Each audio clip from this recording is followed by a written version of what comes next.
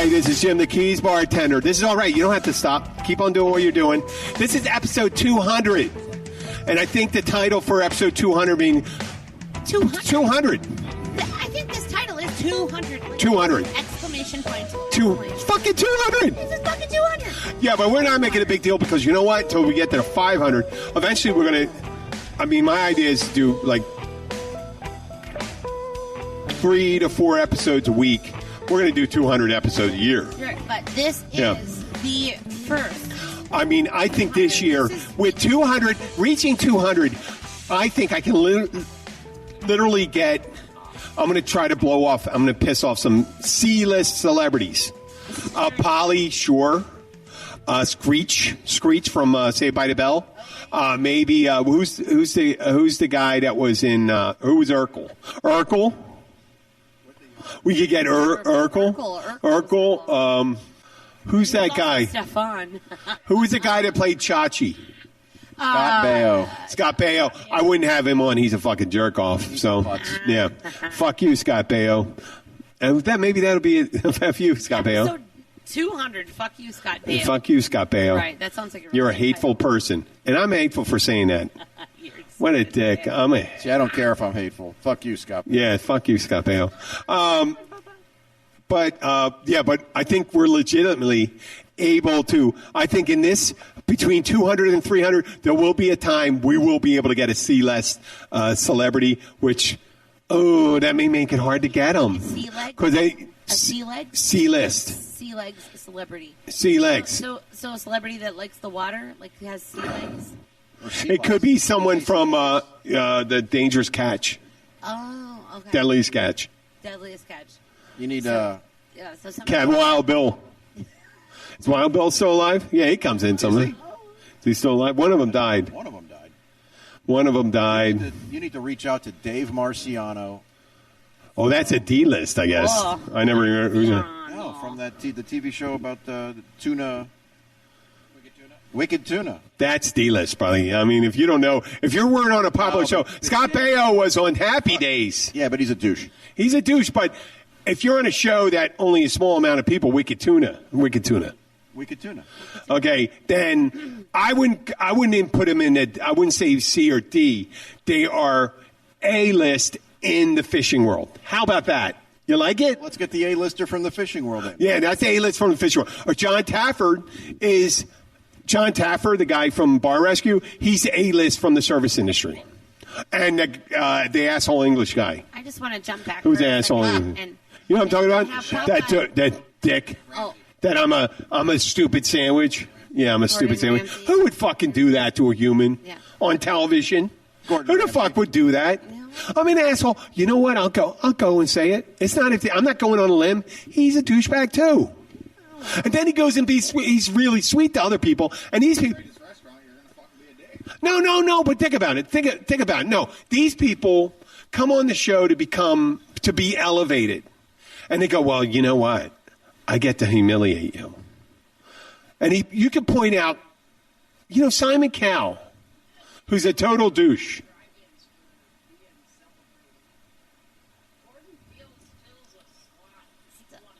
Keep talking. People are hearing. No, I'm just hearing someone. We should get a microphone over there for a peanut gallery one. That would be good. Have sister come over and sit in here. Sit over there. Yeah. Go over, sit down.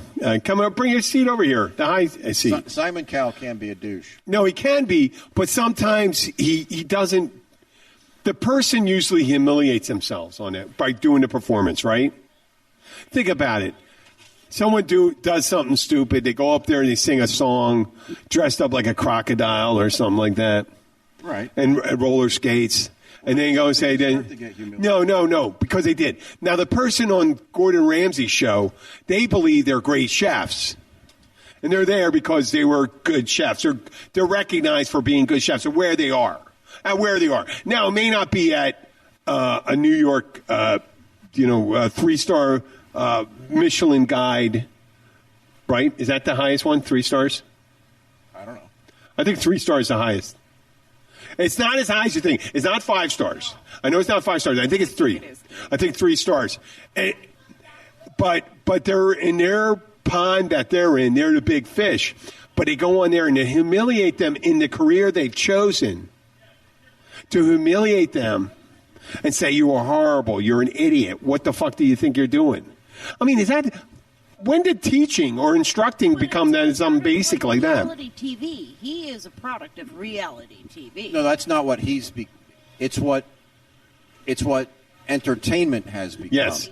We have an expectation. Listen, if Gordon Ramsay, with his English accent, and Americans, two things about English accents. One, you believe them. Yeah.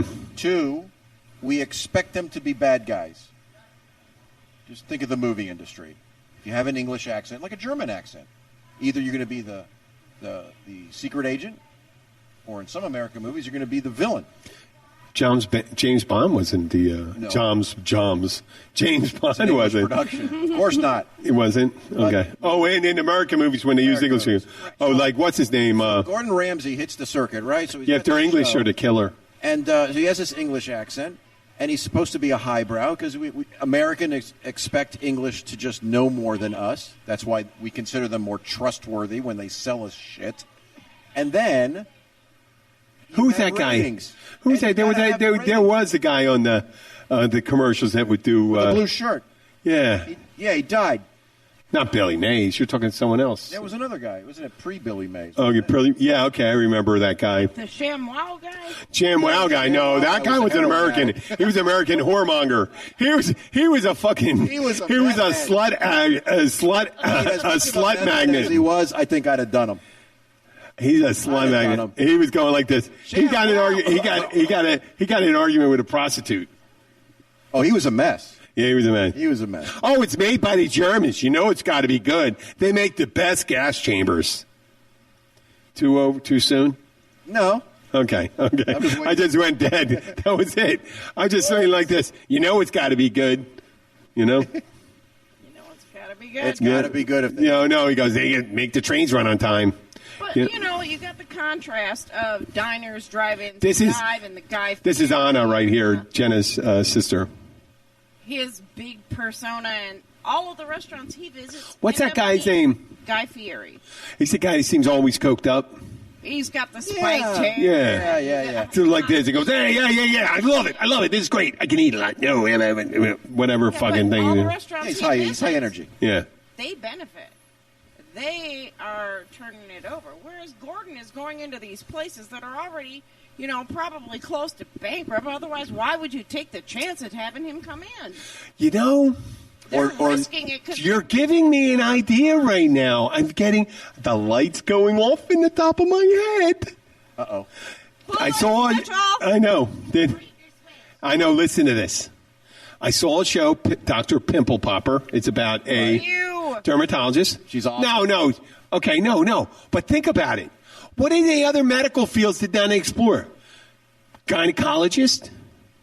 Think about that. Dr. Bigger Pimple Or gay, the Popper. gay gynecologist. A gay gynecologist. Gay. But All right, sweethearts, open your legs. no, do this. Or how about a proctologist? Drag How about a race? proctologist? A proctologist? A proctologist. The Catholic And go like Church. this, and you're just going in there. He says, I'm using the big probe. I'm going in. Oh, that sounds like my priest growing Yep. up. Why are both your hands? Why is your either hand on either You need side that of me? much lube for both your hands? What are you doing? I'm sorry. What are you- Oh, and you're crying in the corner afterwards. No. That'd be 14 Hail Marys.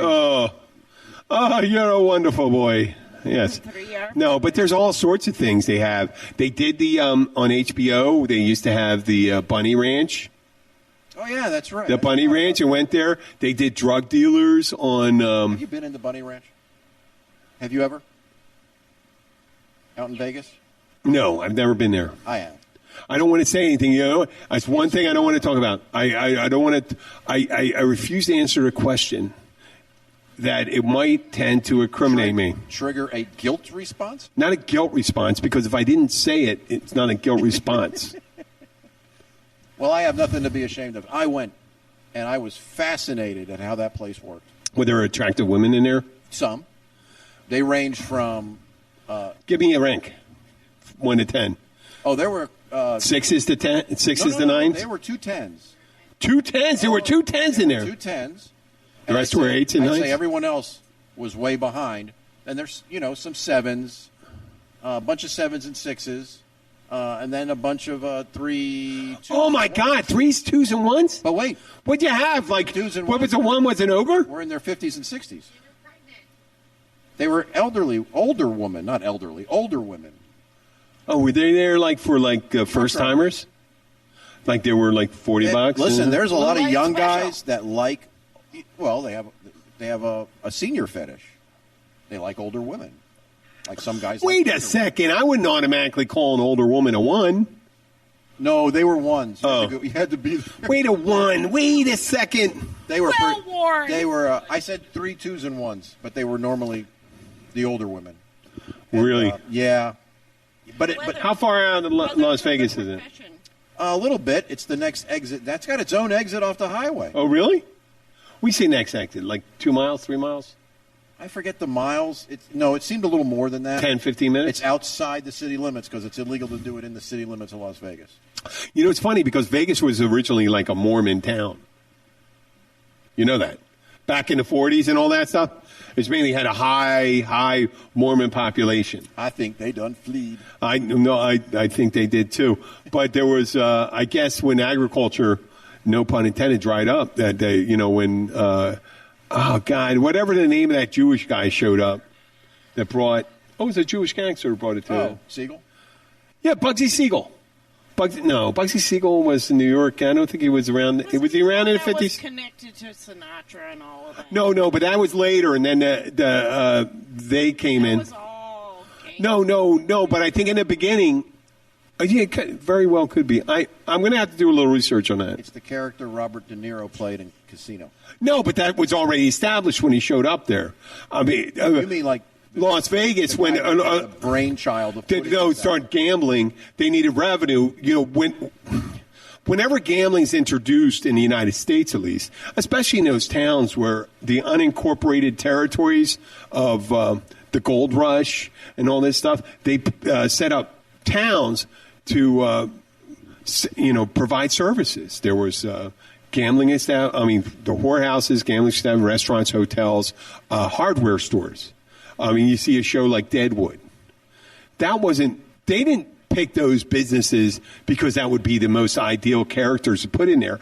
That's what the miners wanted when they're in there. They go out there and they're spending all this time digging and all that stuff. They want to come into town, and in order to fleece them, you got to have women, you got to have booze, and you got to have gambling. And then obviously there are some guys there, they need shovels and picks and pans and all that stuff and lumber for building their mines into the side of mountains and stuff like that. So gambling always falls into when there's no law. Gambling came into. But when you have control of the legislator, and Nevada was a relatively small state, came to statehood right after early in the 1900s. And I think it was pretty early in the 1900s. So they think about Nevada. What is there in Nevada? A lot of sand, not a lot of agriculture. You had a lot of Indian reservations and stuff like that. And now we give, because of the guilt over how we handled the Indians, we're going to say, you know what? Here's a casino for you. Oh, we do that now. Here's a fucking casino. It's like one of those wealthy fathers to take care of the neglected children. Well, here's a Porsche for you, sweetheart. Or for me never being yeah, I'm never going to be around. I'm sending you to boarding school. I'll never mess with you again. Take this. We are so sorry. This agreement is good until we decide to mess with you again. Yeah, that's what gambling. Yeah, that's the gambling. But in Nevada, they did it as a revenue. They made it into a gambling mecca. They just said there was virtually no legitimate gambling in the United States. There was no table games and stuff like that. You hear about Monte Carlo. It was in Europe and all that stuff. You had riverboat gambling and stuff like that. I don't know how they got away with that sometimes. But that gets to 1800s gambling. They said, wait a second. There's been gambling in the States since before the States. I know, but it wasn't. I know, but it wasn't. It wasn't set up as a monopoly. a monopoly where you had companies come in. You could just go up and down the river and do that stuff. The riverboat gambling thing, that was a thing of the 1800s with steam power. Obviously, there's, the policing was slapshod, whatever you want to call it, because of the communications you had available to you at the time. People didn't call, say they suspected that there was a poker game over here, or I think they called it Faro, which I didn't know exactly what that was. Faro? Never heard of it. Oh, Faro. Well, in the 1800s, they had a game called Faro, and it was a card game, and then poker came along, and things like that. But Nevada, Las Vegas was the first place where they centralized it and made it. That was a place you went to gamble. Yeah, but we had everything. They had sports betting. They had slot machines, table games, craps.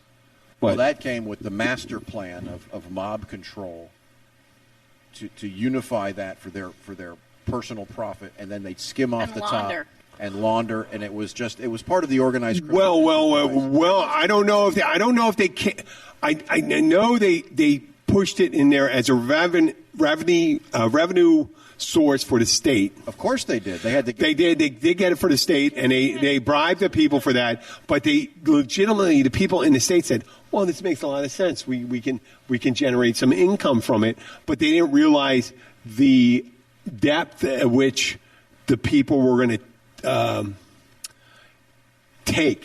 rob them of the profits. They still made money. The people in the state, they had jobs. They had casino jobs. Yeah. There were high-paying casino jobs and things like that. And I would say they were probably somewhat anesthetized to the just how devastating the crime of what was going on was, because at the end of the day, state's still making money, right? Yep.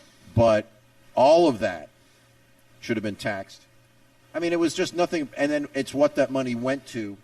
It didn't stay in No, it went back east. It went to Kansas City, Chicago. It went to I think Kansas City. Yeah, Kansas City was the first one, and then it split off and went to Chicago, New York, Philadelphia, and then it started when they started instituting Atlantic City and the Indian casinos started coming. The Indian casinos are interesting when it comes to that because they're extraterritorial rights that it was hard for the Cosa Nostra to get into that because they had their own police force, they were federally protected and things like that. To be able to get on there, they had their own police force. They didn't have to.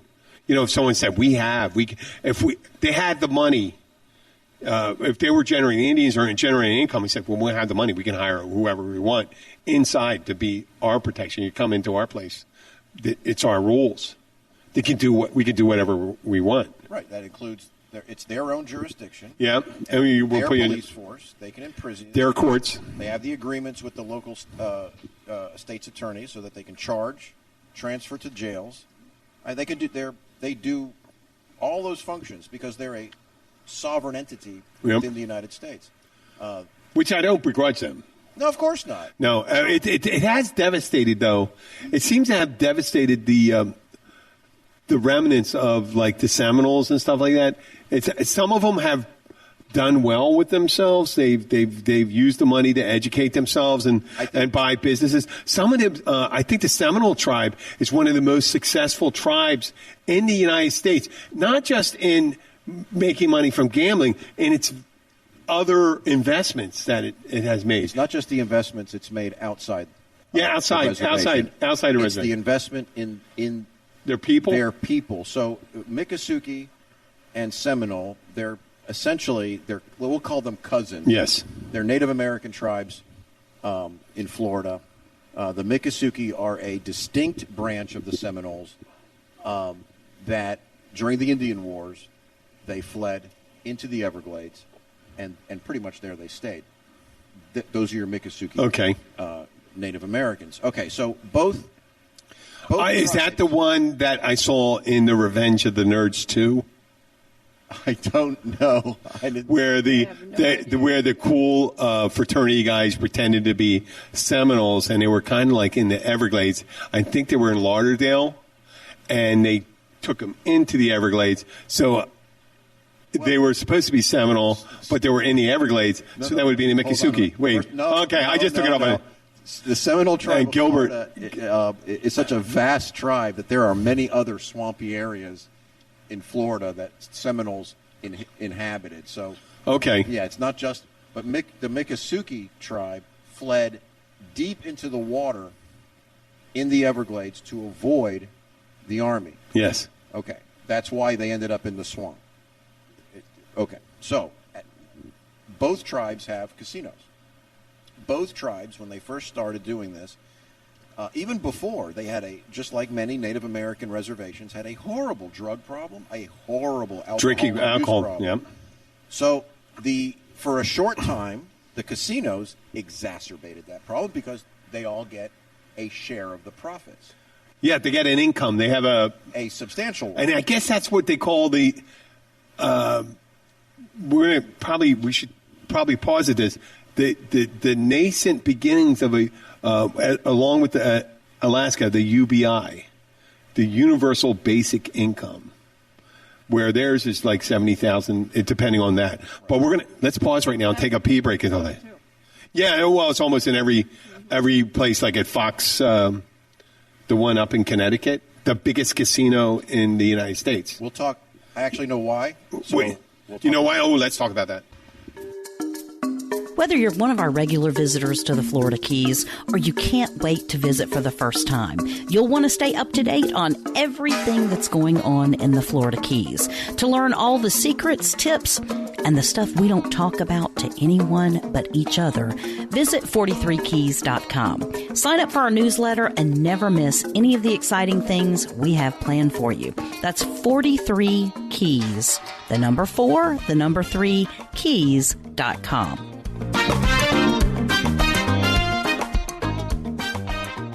Hi, this is Jim, the Keys bartender. Back at episode 200. I'm here with Papa Joe and Anna. She took a pee break. She'll be back. We were talking about Indian casinos, how they provide income for down here, especially for the Seminoles and the Miccosukee, which is an offshoot of the Seminoles or a subset or a... Yeah, I always refer to them as cousins. Yeah.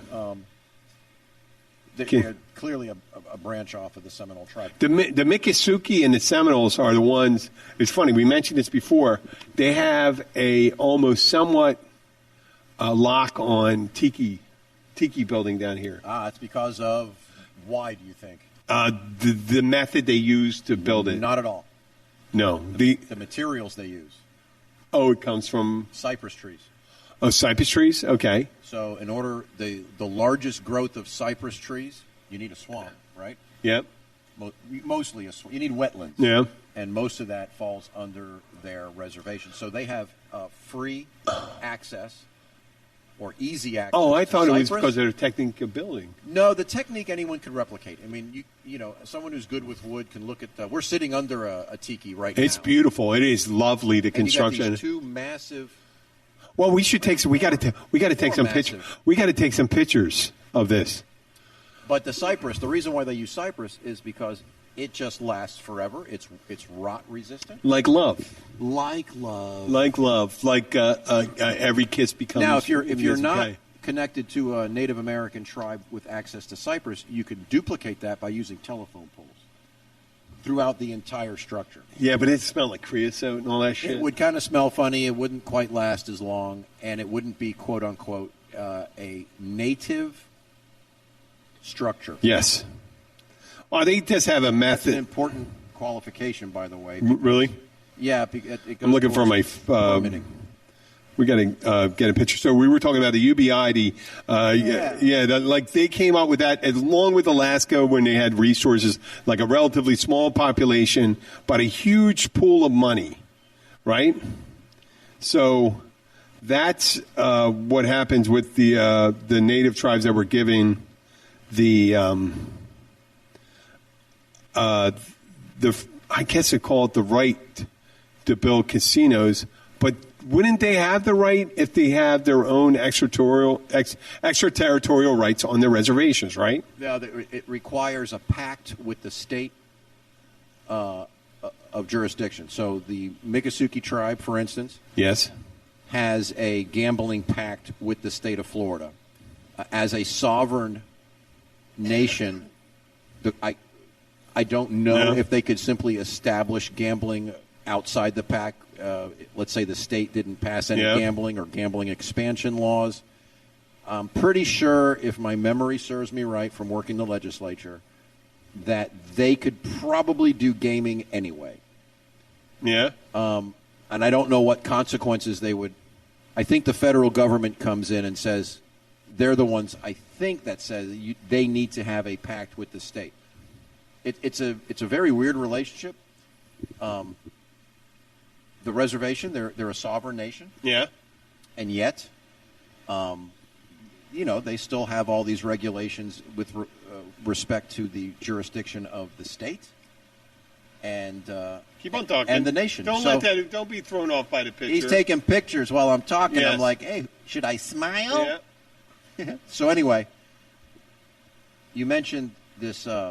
What'd you call it? A universal UBI. A UBI. I'll tell you, Andrew Yang, one of the Democratic candidates in a couple of countries in Europe and stuff like that, came up floating an idea called a universal basic income, and people are afraid of it for many reasons and stuff. They think it'll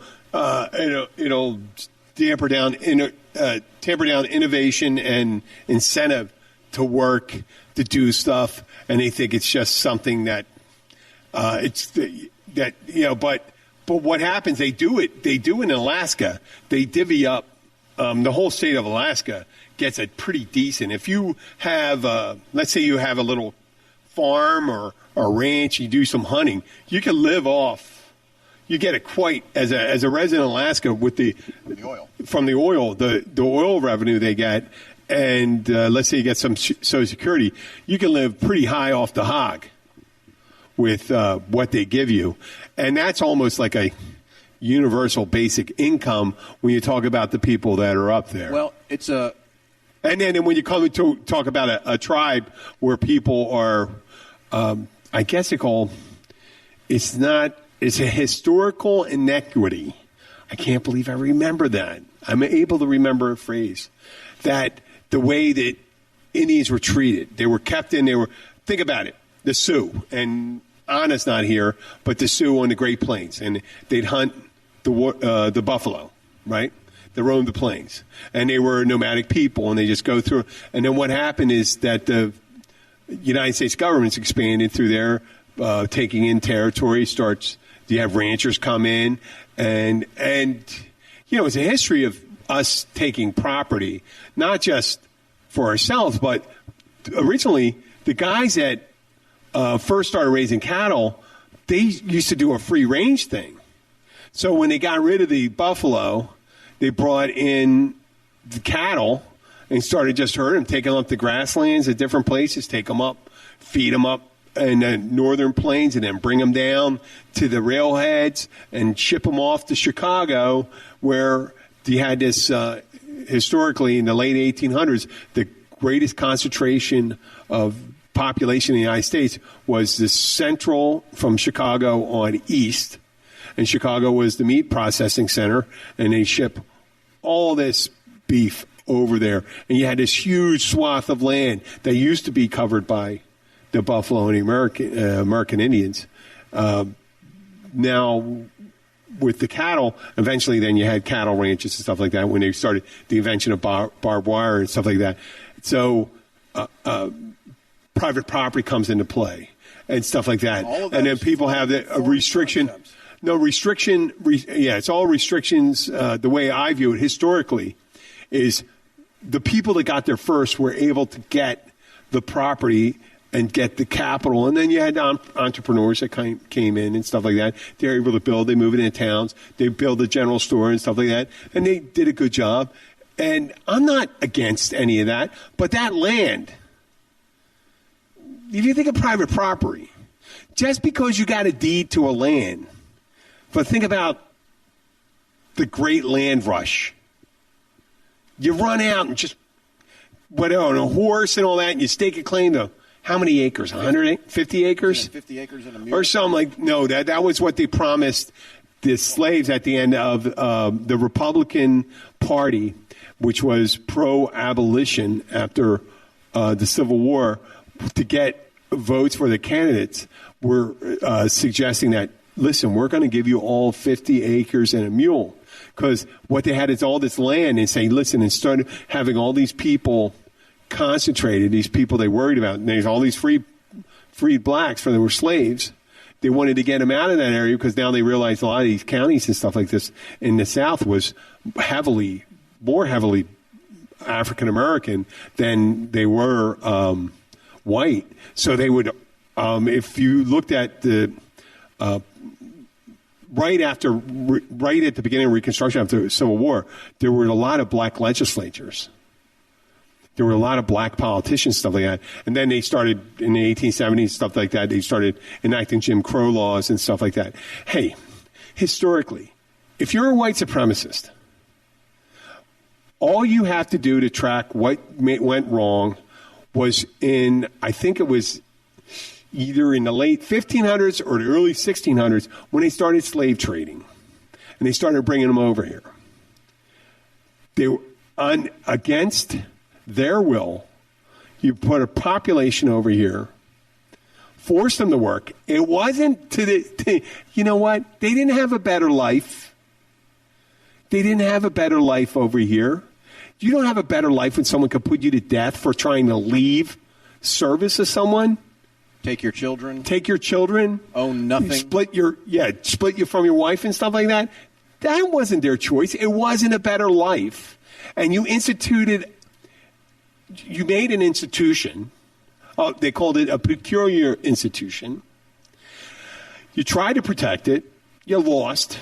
And it could have been for socioeconomic reasons, whatever. It may not have been for the most progressive reasons up north where they did it. But in the end, it was greed that began the problem, greed that continued it. And in the end, you get all pissed off at these people that were brought here against their will. And then you're trying to return them back. Just trying to send them back. They've been segregated from our population, but they've been segregated from their continent. So they're not have any idea, their great-great-grandchildren have any idea how to speak the language of their native land. You send them back? They're as every much American as you are. Of course they are. They're every much American as you are. Everyone here. We are a land of immigrants, and we came and we obliterated the native population here. Yeah. We say Americans for America. That's the Seminoles, the Miccosukee, the Sioux, the Apache, and all those people. And listen, I'm historical and stuff like that. They used to slaughter each other too. We just did it on a more methodical and grander scale because of the methodology that we had. And interesting. So if you just get rid of your hatred and stuff like that, we took the land. We're the invaders. We're the home invasion. We're the people the reason why you want to have your fucking Uzi in your house. We're that person that, think of the United States as a house, right? And in the 1600s, we fucking ran in the house and said, you know what? It's our fucking house now. We're going to take everything in and we're going to take what you have, we have now. It's ours. You're out of here. And if you don't agree with it, they kill you. All your arguments for home protection and all this stuff and not allowing immigrants in, we got here first. We didn't get here first. 12,000, 21,000 years ago over the land bridge, Asians came over and moved their way all the way down. It's the American Indians. There were invaders. The original Americans were the invaders. And then there were just later waves of invaders. But we can choose to treat them the way we want to treat. You can disagree with me. Stop. Don't subscribe to the show. I don't want you to listen to the show. If you can't see that, then you don't understand what Dude, you can't have a conversation. You can't accept people at the night bar. If you come in a bar and an Indian dude walks in, a Pakistani dude walks in, a Chinese guy, Japanese woman, all this stuff, Muslim woman, Muslim man, Buddhist. If you can't accept them for who they are, get the fuck out. But based on tipping, I'll throw all of the fucking non-tippers. I'll judge you for what you do or do not tip. I don't care what you are. Yep. Well, I don't believe they're evil when they do. You're just cheap motherfuckers. No, they're not. And they're just weird. There is a mental skill. It's a mental, cultural, societal, if that's the same thing. But tipping, I mean, I don't get on. You know how you fucking mention it? Some dude comes in, and he has a progressive, multicultural attitude because he happens to have a lovely woman and I don't believe that there are separate races. We're all one human race. But to certain people, they may say they're two different races. And she's a beautiful woman. He's a handsome guy. I give him his military discount. He tips 10% of the discount. The discounted food. I didn't know we did a military discount and stuff like that. Fucking, I was in the military. Where's my discount? Can I get a 10% added because I was in the military? Can I get 10% more from you? Can I charge you 10% more? Where's my thank you? Thank you for your service. Well, fucking pay me for it. No. It doesn't matter. The reason most of the guys I worked with, and you're going to piss them, I'm going to piss someone Noah. They wanted to fucking kill somebody. That's it. It's a volunteer army. It's a volunteer army. The guys that were forced to serve, Vietnam, Korean War, World War II, World War I. I don't know if they had enough time during the Spanish-American War to do it because there wasn't a long enough lead time. They may have done it. The Civil War, they did, conscription. Those guys didn't have to serve. They were made to serve. You volunteer, you want to serve. I'm sorry.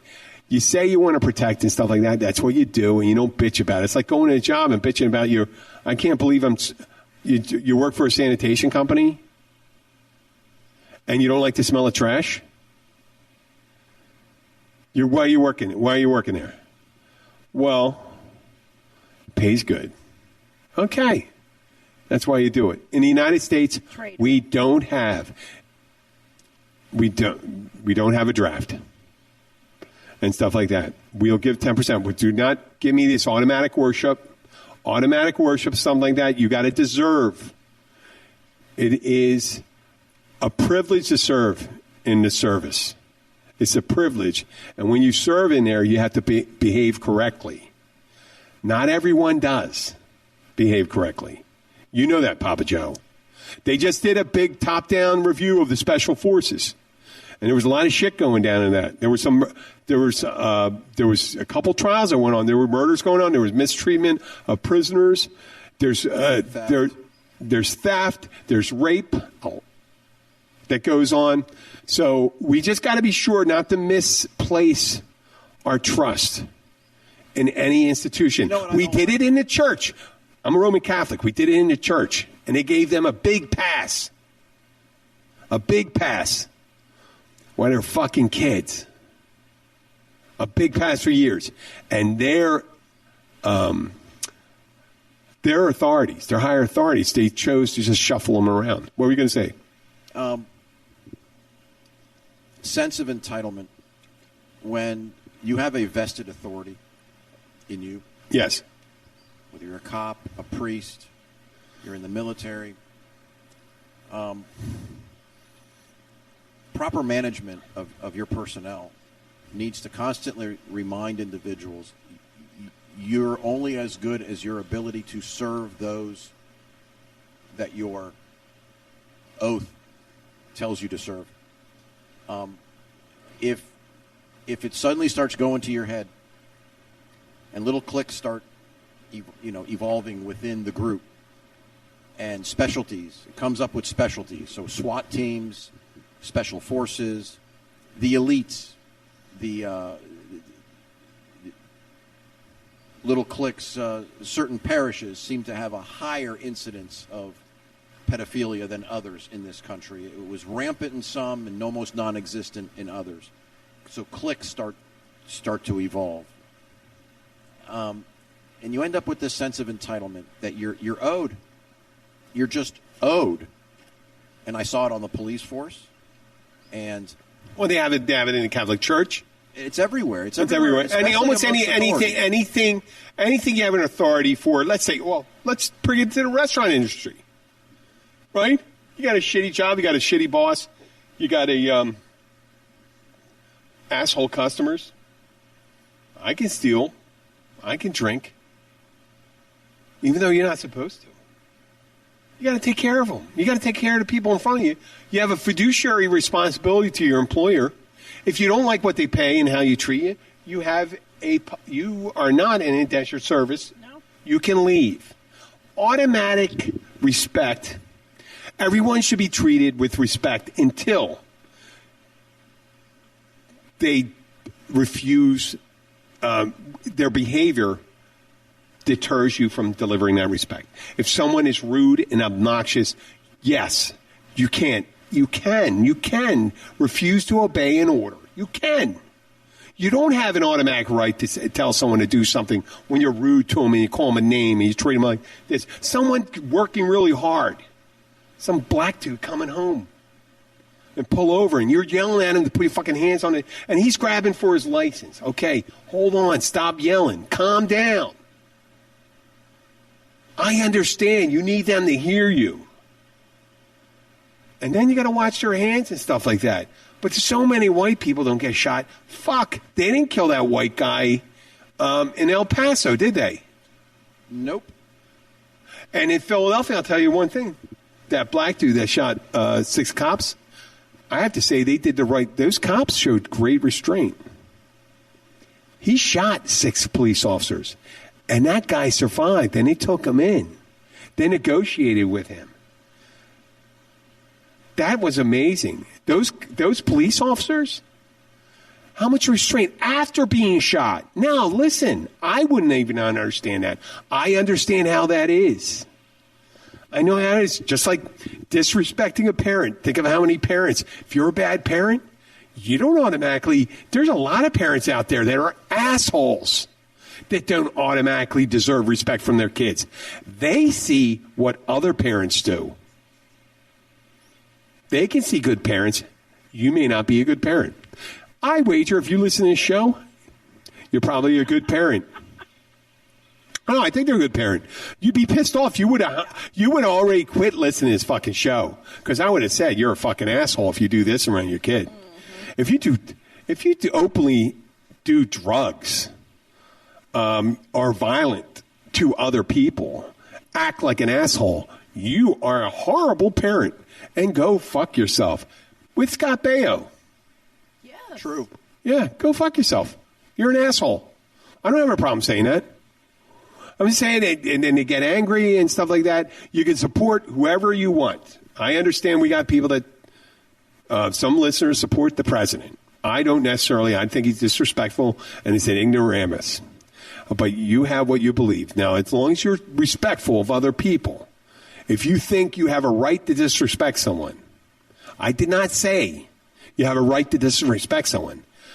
I said people don't automatically get respect.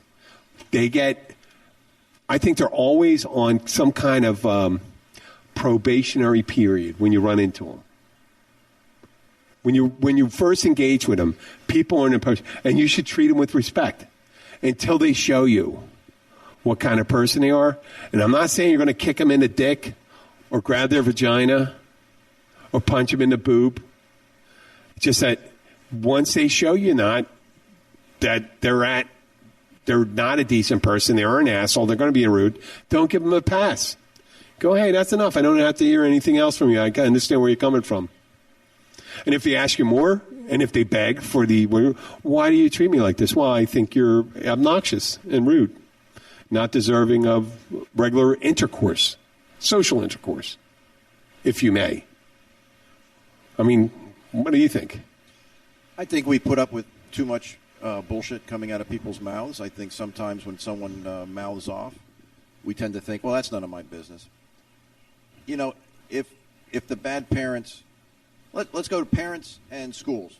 Mm-hmm. So if the parents come in who want to tell the teachers about their beautiful child who should never be told he or she has done anything wrong, and the parents show up and just absolutely put the screws to the teacher, school staff should take immediately, if it's undeserved, should immediately take whatever measures they must take to remove that child from that school. Yep. And I mean, we all feel sorry for the kid, right? But the kid's going to end up just like those parents. You can't be here like that. This society sometimes doesn't say enough of that. We leave open the door to, well, it's none of my business.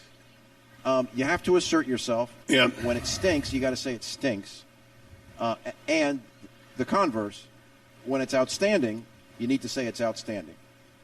It all comes down to respect, like you said.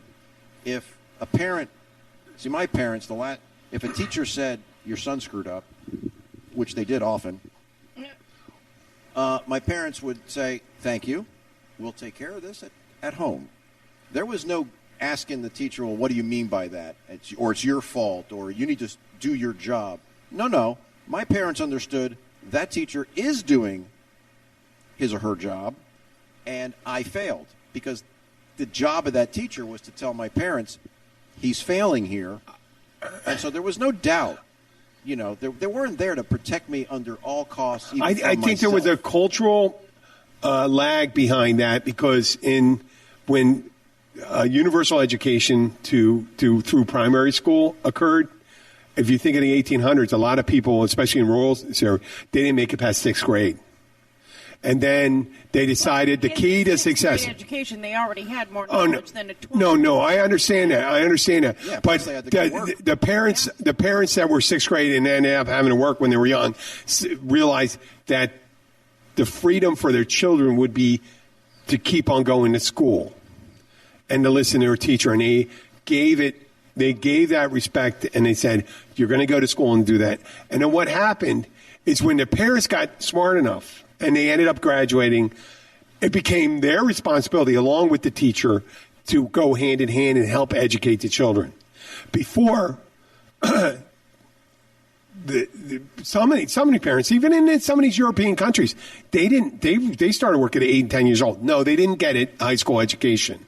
Some of them never went to school, the poorer people. But they put such a stock in education. You listen to a teacher, because they realize that's it. And it hung over and realized it's their job. But once the parents were educated, it's also their job to participate in the education of their children. Now the teachers want to.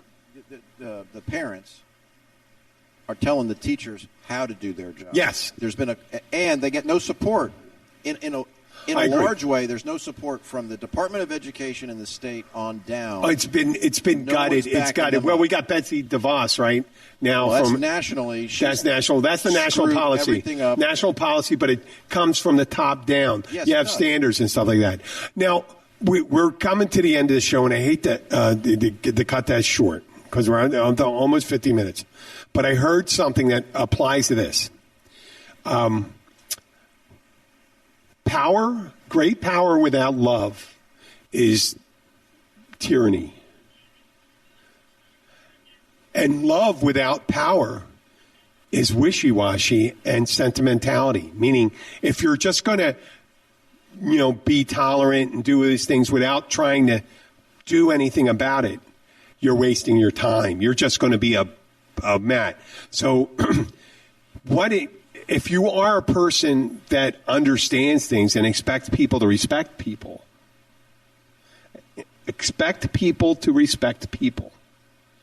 then you have to stand up for what is right in this time. It's very important. I work with people that are from other countries, and they came here to raise their children in the American way of life, work in jobs that other Americans will not do. They will not do. They're not capable. And their children are going to school and in general, are behaving better than the children of parents. The ones I see getting in trouble have been American. Their parents are American citizens, and their children, and they were born American citizens. Their children are fucking spoiled brats. So we have to defend those people and their right to be here because we are a nation of immigrants. What makes us great is not your fucking going up to a rally and wearing your fucking red hat. And if you have a problem with that, that's fine. There's other stations you can listen to. You can listen to other podcasts. I'm sure there's people that tell you how great white people are for no reason other than being white. But it's the content of your character, not the color of your skin. It's not the job you have. It's what you do. Show me what you do, not what you say, and how you behave. And you have to do this stuff. You have to do it. I'd like to say that at the end of the 200th episode. And I'll give you an amen. Okay. And a fuck you, Scott Baio. Fuck you, Scott Baio. Fuck you, Scott. You are an asshole. And this is the 200th episode of Keys Bartender. We'll come to you. See you next week.